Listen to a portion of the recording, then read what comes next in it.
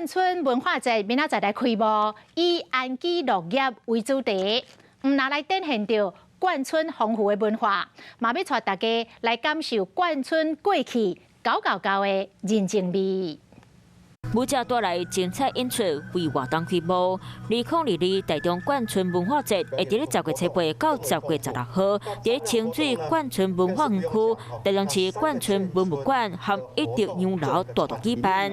里面呢，有空军俱乐部的一个60年代、70年代的大舞厅啦。今年以安居乐业为主题，三个所在拢规划展览、表演、市集和 DIY 活动。做绘染。